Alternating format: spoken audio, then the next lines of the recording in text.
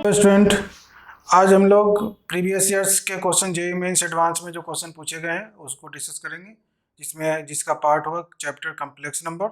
और complex number में जो क्वेश्चन आया कम्प्लेक्स नंबर से उसको हम लोग डिस्कस करने वाले हैं। चलिए देखते हैं कम्प्लेक्स नंबर के कुछ क्वेश्चन जो प्रीवियस ईयर्स IIT में पूछा हुआ है। तो यहाँ पर एक क्वेश्चन है कि if Z minus alpha divided by Z plus alpha where alpha belongs to R is purely imaginary complex number and mod of z is equal to 2, then the value of alpha is। यहाँ पर purely imaginary complex number की बात कर रहे हैं। अगर कोई complex number purely imaginary हो तो उसके लिए क्या होता है, z is equal to minus Z bar होता है, मतलब यह प्योरली इमेजिनरी के लिए। और अगर प्योरली रियल होता तो यह क्या होता, z is equal to z bar हो जाता, यह बात होती है। और ये z bar means conjugate of complex number. अगर 2 + 3 आयोटा है तो उसका कंजुगेट क्या होगा, 2 - 3 आयोटा ऐसा होगा। और कंजुगेट का कंजुगेट भी कंजुगेट होता है, ऐसे अगर लिख दूं तो यह होता है। इसका यूज करके हम लोग यहाँ लिख सकते हैं कि Z minus alpha by Z plus alpha is equal to conjugate of Z minus alpha. क्योंकि अल्फा रियल नंबर है तो इसमें कंजुगेट लगाने से कोई फर्क नहीं पड़ता। और यहाँ divided by conjugate of z plus alpha, और इसका नेगेटिव हो जाएगा यह, क्योंकि वहाँ प्योरली इमेजिनरी की बात कर रहे हैं। अब इसको हम लोग करेंगे क्या, क्रॉस मल्टीप्लिकेशन करेंगे और सॉल्व करेंगे, मेरा रिजल्ट आ जाएगा। तो यहाँ हो गया z minus alpha into conjugate of z plus alpha is equal to minus z plus alpha into conjugate of Z minus alpha. अभी हो गया z z bar plus alpha z minus alpha z bar minus alpha square, क्योंकि alpha alpha bar तो है नहीं, alpha square हो जाएगा। और is equal to minus of z z bar minus z alpha minus plus alpha z bar और minus alpha square. अब इसको हम लोग जेड जेड बार को या तो मॉड जेड स्क्वायर लिख दी, या चलो ऐसे ही रहने देते, z z bar plus alpha z minus alpha z bar minus alpha square is equal to minus z z bar minus minus plus alpha z minus alpha z bar और plus alpha square. अब आप देखेंगे तो यहाँ पर alpha Z है plus में, और राइट हैंड साइड में भी अल्फा जेड है, कैंसिल हो गया। यहाँ पर माइनस अल्फा जेड बार है, राइट हैंड साइड में भी माइनस अल्फा जेड बार है, यह भी कैंसिल हो गया। अब मेरे पास है मॉड, ये इसे बोल सकते हैं मॉड जेड स्क्वायर, और यहाँ भी है एक मॉड जेड स्क्वायर, तो इधर भी ले आओ मॉड जेड स्क्वायर। और यह हो गया 2 अल्फा स्क्वायर, क्योंकि negative of alpha square right hand side में जाएगा तो पॉजिटिव बन जाएगा, means 2 mod of Z square is equal to 2 alpha square. 2 से 2 कैंसिल हुआ और मेरे पास आया alpha square is equal to mod of Z square, means mod of Z की वैल्यू है मेरे पास 2, तो यहाँ पर 2 स्क्वायर हो गया, सिंस मॉड ऑफ जेड है 2, therefore alpha is equal to हो गया 2। होता प्लस माइनस 2, लेकिन मेरे पास नेगेटिव तो है ही नहीं, इसलिए डी मेरा सही आंसर हुआ, करेक्ट आंसर डी है। तो इस तरह से हम लोग इस क्वेश्चन को सॉल्व करते हैं जो मेंस 2019 में पूछा हुआ है, और बड़े आराम से सॉल्व कर सकते हैं। कोई इसमें ज़्यादा कंसेप्ट की ज़रूरत नहीं है, सिर्फ यह देखना है कि कम्प्लेक्स नंबर अगर प्योरली इमेजिनरी होता है तो Z is equal to minus Z bar या Z bar is equal to minus Z होता है, उसका यूज किया और सॉल्व कर दिया। चलिए आगे देखते हैं क्वेश्चन। एक क्वेश्चन है कि let Z be a complex number such that the imaginary part of Z is non zero and a is equal to z square plus z plus 1 is real, then a cannot take the value।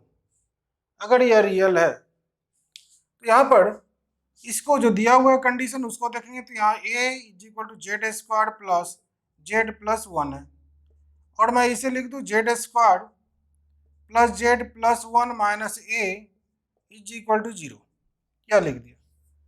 अगर यह real की बात यहाँ कर रहा है कि यह रियल है, लेकिन A can not take value of this, मैंने दिस वन, इसमें से कोई होगा एनी वन ऑफ दिस। तो यहाँ पर हम लोग को यह सोचना है कि ए की वैल्यू नहीं हो सकती है, तो किस लिए नहीं हो सकती है। तो अगर यह रियल है, रियल होने के लिए क्या होगा, इसका डिस्क्रिमिनेंट पॉजिटिव होने चाहिए, और अगर ए की वैल्यू नहीं इनमें से होनी है मतलब उसका डिस्क्रिमिनेंट नेगेटिव होने चाहिए। तो इसका डी क्या होगा, लेस देन 0 कर दो।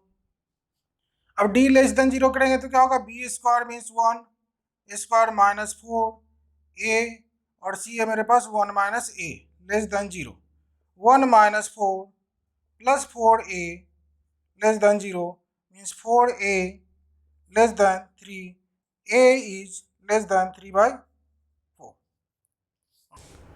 अब यह a इज लेस देन 3/4 नहीं होने चाहिए, मतलब यह सब तो होगा ही होगा, यह नहीं होगा तो 3/4 से यानी कि 3/4 नहीं होगा, इसका आंसर हो गया। ये सब हो सकता है। यह क्वेश्चन है कि let z is equal to x plus iota y be a complex number where x and y are integers, then area of rectangle whose vertices are the roots of the given equation z bar cube plus z bar z cube is equal to 350 is 48, 32, 40 and 80। इनमें से कौन सा होगा rectangle का area वो बताइए। तो मेरे पास दिया हुआ z bar cube plus z bar z cube is equal to 350। इसमें से मैं दोनों में से z बार कॉमन कर सकता हूँ, तो यहाँ हो गया z bar square plus z square is equal to 350। हम लोग जानते हैं कि अगर z is equal to X plus iota Y हो जाए तो z बार कितने हो जाएंगे, x माइनस आयोटा वाई, और z इंटू जेड बार हो जाता है X square plus Y square, अगर दोनों को मल्टीप्लाई करेंगे या मॉड जेड स्क्वायर होता है। और अगर मैं बात करूं कि Z bar square plus Z square, तो यह हो जाएगा मेरे पास X minus iota Y whole square plus X plus iota Y whole square, जिसे लिखेंगे X square minus 2x iota Y plus iota square Y square plus X square plus 2x iota Y plus iota square Y square. अब आप देखेंगे कि यहाँ पर 2x iota Y negative है और यहाँ पर पॉजिटिव है, तो यह दोनों तो पहले कैंसिल हो गया। अब एक्स स्क्वायर और एक्स स्क्वायर हो गया 2x square, iota square Y square iota, यह भी 2 आयोटा स्क्वायर वाई स्क्वायर हो गया। आयोटा स्क्वायर की वैल्यू -1 डालते हुए ऐसा लिख सकते हैं सिंस आयोटा स्क्वायर -1। अब मेरे पास आ गया 2 into X square minus Y square, इसकी वैल्यू निकल के means Z bar square plus Z square की भी, और जेड बार की वैल्यू हम लोग जानते हैं X square plus Y square, दोनों यहाँ सब्सटीट्यूट करेंगे तो X square plus Y square यहाँ हो गया, और into twice of X square minus Y square is equal to 350 को 2 इंटू 175 लिख सकते हैं, 2 से 2 कैंसिल आउट। अब यहाँ हो गया X square plus Y square into X square minus Y square. अब इसको अगर दो फैक्टर में ऐसे ही लाए तो लिखा जा सकता है 25 इंटू 7। यह दोनों पॉजिटिव है, स्क्वायर सम है, तो यह बड़ा वाला फैक्टर ले सकते हैं इसको। अगर रिटर्न ट्रायल से सोचे तो यहाँ हो गया X square plus Y square is equal to 25 and X square minus Y square is equal to 7। इन दोनों को अगर ऐड किया जाए तो 1 + 2 इम्प्लाई दैट, तो क्या हो जाएगा मेरे पास 2x square is equal to 32, then x is equal to हो जाएगा ±4 16 हो जाएगा, x स्क्वायर तो ±4। उसी तरह से 2y स्क्वायर, अगर मैं 1 में से 2 को सब्ट्रैक्ट कर दूं तो 2y square is equal to 18, then y square y is equal to ±3। अब यह दो वैल्यू दे रहा है, x की भी 2 वैल्यूज है, y की भी 2 वैल्यूज है। ये सब क्या है, यह वर्टिसेस ऑफ रेक्टेंगल है। तो रेक्टेंगल का वर्टिसेस लाना है तो मुझे क्या आ जाएगा, यहाँ पर 4 वर्टिसेस होंगे, तो कौन कौन से हो सकते हैं, तो यहाँ पर +4 3 हो सकता है, -4 3 हो सकता है, 4 -3 हो सकता है, और -4 -3 हो सकता है। अगर मैं सिंपल सा रफ स्केच कर दूं तो ऐसे अगर हो जाए तो मैं यहाँ लिख लेता हूँ कि 4 3 है। यहाँ पर जो भी करो -4 3 -4 3 यहाँ नहीं कर सकते, यहाँ पर कर देता हूँ -4 3, इधर हो गया 4 3 -4 3, यहाँ पर हो गया -4 -3 कर दूं, हाँ यहाँ पर हो जाएगा 4 3 और यहाँ हो गया 4 -3, ऐसा कर देता हूँ सपोज करो। अभी इसके बीच का डिस्टेंस अगर देखें तो क्या हो जाएगा, या लेंथ जो है, लेंथ मेरे पास क्या हो गया 8 हो जाएगा। ब्रेड्थ अगर बात करें तो 6 हो जाएगा। तो एरिया ऑफ रेक्टेंगल क्या हो जाएगा, area of rectangle is equal to L into B होता है। तो मेरे पास हो गया 8 इंटू 6 मीन्स 48, तो 48 स्क्वायर यूनिट्स आंसर हो गया। तो यह पहला ऑप्शन मेरा करेक्ट है, यानी कि 48 स्क्वायर यूनिट ऐसे हम लोग दिखा सकते हैं। ठीक है, अगला क्वेश्चन देखते हैं। If Z1, Z2 and Z3 be the vertices of an equilateral triangle, then the value of K if Z1 square plus Z2 square plus Z3 square is equal to K into Z1 Z2 Z2 3 Z2 Z3 plus Z3 Z1, ऐसा है। यह formula ही होता है equilateral triangle का। अगर पहले solve किए होंगे तो यहाँ पर होगा कि Z1 square plus Z2 square plus Z3 square is equal to Z1 Z2 plus Z2 Z3 plus Z3 Z1। यहाँ पर K की वैल्यू 1 हो जाती है। कैसे होता है, उसके लिए हम लोग क्या करेंगे, रोटेशन प्रॉपर्टी होता है, उसको जानते हैं। रोटेशन प्रॉपर्टी देखने के बाद उसी का यूज करेंगे और मेरा हो जाएगा सोल्यूशन। तो यहाँ हो गया A Z1, B को अगर Z2 और C को Z3 कर दूं तो ये इक्विलेटरल ट्रायंगल है। तो यहाँ पर π/3, यहाँ पर भी π/3 होगा, यहाँ पर भी π/3 होगा। ऑल साइड्स इक्वल भी है, साइड्स भी इक्वल है। तो यह रोटेशन प्रॉपर्टी यह कहता है, ट्रिक यह होता है कि अगर एंगल जिस डायरेक्शन में रोटेट करता है तो जहाँ से स्टार्ट किया वह उसका डिफरेंस डिनोमिनेटर में होगा, जहाँ पर यह टच कर रहा है उसका डिफरेंस न्यूमरेटर में होगा। यह होता है इसका बेसिक कंसेप्ट, और इसको फॉलो करते हुए हम लोग आगे बढ़ते हैं। मीन्स अगर एंगल ए की बात करें जो कि मेरे पास है π/3, तो इसे मैं लिख सकता हूँ argument of Z1 minus Z3 divided by Z1 minus Z2, हो गया सिंपल सी बात। या Z3 माइनस Z1 तो Z2 माइनस Z1 यह कर सकते हैं। यह होता है, ऐसे आर्गुमेंट की बात करते हैं, एंगल ऑफ रोटेशन का यूज करते हैं कोनी मेथड का, तो यहाँ पर ऐसे कर लेते हैं। अब आर्गुमेंट दिया हुआ है, तो since Z is equal to the mod Z cos theta plus iota sine theta, theta means argument. तो यहाँ पर जो है कॉम्प्लेक्स नंबर उसको अगर लें, यहाँ हो गया Z1 minus Z3 by Z1 minus Z2 is equal to mod of Z1 minus Z3 divided by Z1 minus Z2, और यहाँ पर हो गया कॉस π/3 प्लस आयोटा साइन π/3।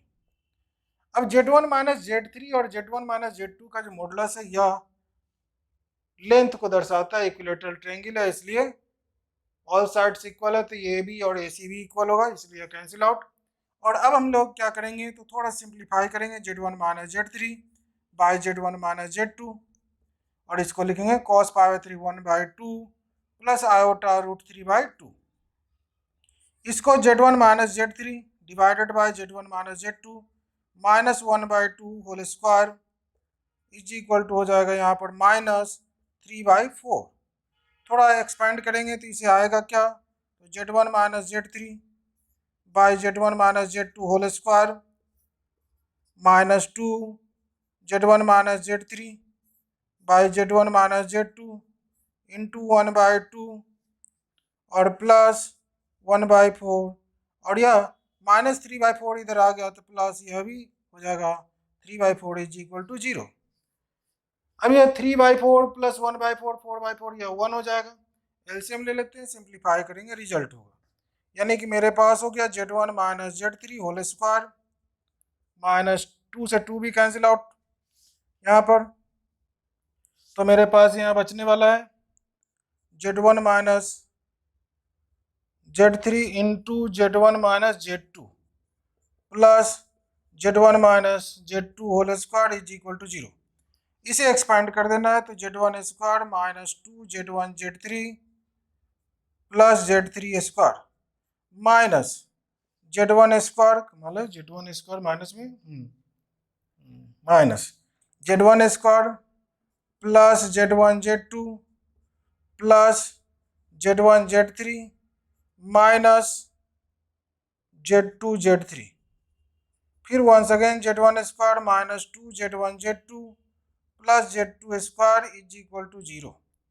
एक z1 स्क्वायर यहाँ है जो नेगेटिव पॉजिटिव कैंसिल आउट, फिर अब थोड़ा सा सब्ट्रैक्ट ऐड होगा तो मेरे पास आ जाएगा z1 square plus z2 square plus z3 square is equal to z1 z2 plus z2 z3 plus z3 z1। Therefore k is equal to हो गया 1। यही होता है आंसर इसका। यह इक्विलेटरल ट्रायंगल का कंसेप्ट यहाँ यूज हुआ रोटेशन प्रॉपर्टी के साथ, और हम लोग इसको सॉल्व किए इस तरह से। चलिए आगे देखते हैं क्वेश्चन। यहाँ पर एक क्वेश्चन है कि let z not be a root of the quadratic equation x square plus x plus 1 is equal to 0 if z is equal to 3 plus 6 iota z not raise 81 minus 3 iota z not raise 93 then argument of z will be what. इसमें π/4 π/6 0 and π/3 है। 2019 में यह भी पूछा हुआ है question. तो हम लोग देखते हैं कि कैसे इसको सॉल्व करते हैं। वहाँ पर मेरे पास दिया हुआ है X square plus X plus 1 is equal to 0। यह क्वाड्रेटिक इक्वेशन है, लेकिन जब हम लोग cube roots of unity discuss करते हैं तो वहाँ पर एक फैक्टर यही आ जाता है, जिससे ओमेगा और omega square cube roots of unity में जो आता है वह यहीं से आता है। आता कैसे वहाँ यहाँ देख सकते हैं, तो वह यूज यहाँ कर सकते हैं। तो -1 plus minus under root B square minus 4ac upon 2a ऐसा करेंगे तो यह हो गया -1 plus minus √3 iota by 2 means एक हो गया -1 प्लस √3 आयोटा बाई 2 और दूसरा है -1 माइनस √3 आयोटा बाई 2। अभी एक को ओमेगा और दूसरे को ओमेगा स्क्वायर ले लेते हैं, किसी को भी ले सकते हैं, कोई फर्क नहीं पड़ता, जनरली ऐसे सपोज किया जाता है।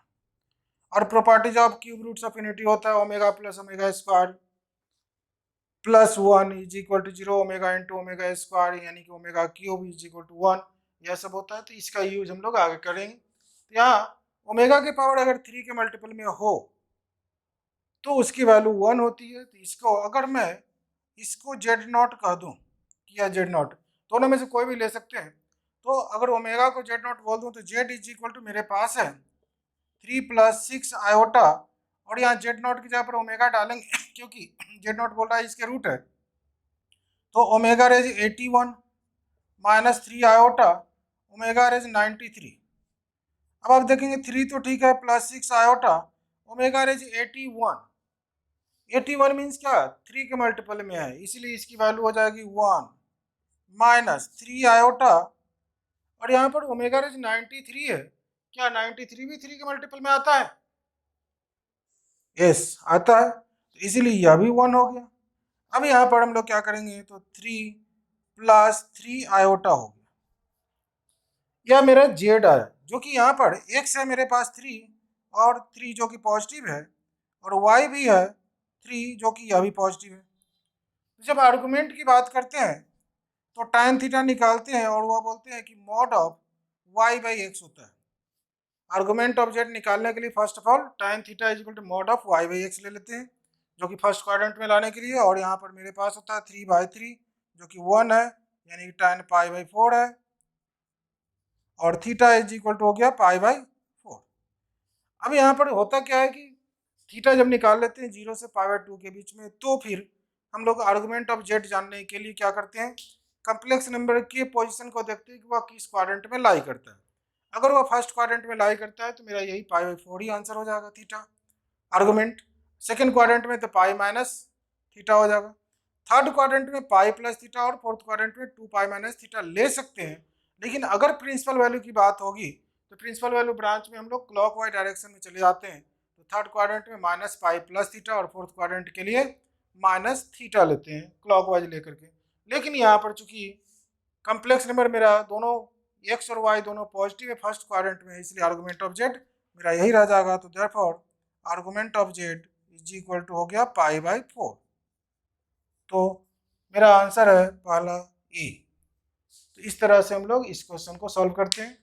चलिए आगे देखते हैं कुछ और क्वेश्चन। यहाँ पर एक क्वेश्चन है कि let Z is equal to cos theta plus iota sine theta, then the value of summation from limit my m is equal to 1 to 15 imaginary part of z rays 2m minus 1 at theta is equal to 2 degree is 4 option से 1 by sin 2 degree, 1 by 3 sin 2 degree, 1 by 2 sin 2 degree and 1 by 4 sin 2 degree। यह भी mains 2019 में पूछा हुआ है। करना क्या है, यहाँ जेड दिया ही हुआ है कि cos theta plus iota sine theta होता है। तो इमेजिनरी पार्ट ऑफ जेड क्या होगा, अगर मैं जेड यहाँ दिया हुआ है कि Z cos theta plus iota sine theta है, तो Z to the power 2m minus 1 क्या हो जाएगा, डिमॉवर्स थ्योरम से cos theta plus iota sine theta whole power 2m minus 1 करते हुए, और यहाँ cos 2m minus 1 theta plus iota sine 2m minus 1 into theta हो जाता है। डिमॉवर्स थ्योरम में क्या होता है, पावर एंगल में चला आता है, चाहे पावर पॉजिटिव इंटीजर और नेगेटिव इंटीजर फ्रैक्शन में हो, पावर एंगल में आएगा, बशर्ते कि रियल पार्ट में कॉस, इमेजिनरी पार्ट में साइन, दोनों के एंगल सेम होने चाहिए। वह है यहाँ पर। तो यहाँ पर अगर बात करूँ तो therefore imaginary part of Z raise 2m minus 1 कितने हो गए, तो साइन 2m माइनस 1 थीटा, यह बात होगी। अब हमें summation m is equal to 1 to 15 imaginary part of Z raise 2m minus 1 लिखना है। यानी कि इसमें वैल्यू डाल के m की वैल्यू 1 2 3 ऐसे 15 तक डालेंगे, और इसमें डालने के बाद ऐड करते चले जाएंगे। तो 1 जैसे ही मैंने डाला, यह हो गया साइन थीटा, 2 डालेंगे तो मेरे पास हो जाएगा 3 theta, sine 3 theta, plus sine 5 theta, plus sine 7 theta, ऐसे ही बढ़ते गए। अगर मैंने 15 डाल दिया तो प्लस साइन 29 थीटा ऐसा हो गया। अब यह एक साइन सीरीज हो गया, जिसका ऐसा इस टाइप का सीरीज होता है तो उसे साइन सीरीज कहते हैं। अगर कॉस में यह होता तो कोसाइन सीरीज कहलाता। यह सीरीज ऐसा है जिसको देखें तो ध्यान से देखेंगे तो इसके एंगल एपी में है। तो अगर ऐसा कोई सीरीज हो, साइन सीरीज या कोसाइन सीरीज, जिसका एंगल एपी में हो, तो उसका फॉर्मूला होता है, उस फॉर्मूला का यूज करके हम लोग आगे इसको सॉल्व कर सकते हैं। फॉर्मूला क्या होता है, तो sign alpha plus beta plus sign alpha plus 2 beta plus dot dot plus sign alpha plus n minus 1 into beta, इसकी वैल्यू जो कि इसका एंगल एपी में और n टर्म्स है सभी में, तो लिखते हैं sine n beta by 2 by sine beta by 2 into sine alpha plus n minus 1 into beta by 2, यह होता है। इसमें अगर ये कोसाइन सीरीज होता, cos alpha plus cos beta, cos alpha plus beta plus cos alpha plus 2 beta ऐसे चलता, तो इसमें कुछ नहीं करना, यह दोनों सेम ही रहता, sine n beta by 2 by sine beta by 2, यहाँ पर कॉस हो जाता साइन की जगह पर, तो कोसाइन सीरीज का सम होता है। यहाँ पर मेरे पास साइन सीरीज है, इसलिए साइन सीरीज का सम लिया मैंने। तो यहाँ हो गया sine n beta, n means कितने हैं, 15 टर्म्स है, तो 15, बीटा की वैल्यू कितनी है, मीन्स कॉमन डिफरेंस, तो 2 थीटा का डिफरेंस है। तो यहाँ पर क्या हो जाएगा, 15 इंटू 2 क्या हो गया, 30 थीटा बाई 2, यानी 15 थीटा हो गया, divided by sign beta by 2, beta मेरे पास 2 थीटा, तो यह हो गया theta, into sine alpha means theta plus n minus 1 means 15 minus 1 into beta means 2 theta by 2, यह भी सॉल्व करेंगे, 2 से 2 कैंसिल हो गया, तो यह हो गया sine 15 theta by sine theta, और यह 14 थीटा है और प्लस थीटा, फिर से साइन 15 थीटा हो गया। अब थीटा की वैल्यू ऊपर दिया हुआ है 2 डिग्री, तो 2 डिग्री अगर मैं डाल दूं इसमें, तो sine 30 degree into sine 30 degree divided by sine 2 degree, since theta is equal to 2 degree. अब sine 30 degree 1/2 multiplied by 1/2 divided by sine 2 degree, तो यह हो गया 1/4 साइन 2 डिग्री, ऐसे हम लोग लिखते हैं, जो कि 1/4 साइन 2 डिग्री मेरे पास है डी ऑप्शन। तो इस तरह से हम लोग डी आंसर लाते हैं। तो चलिए इस तरह से हम लोग क्वेश्चन सॉल्व करते हैं, फिर अगले लेक्चर में ऐसे ही कुछ क्वेश्चन और सॉल्व करेंगे। अगर वीडियो अच्छा लगे तो लाइक, सब्सक्राइब एंड शेयर करेंगे। Thank you very much.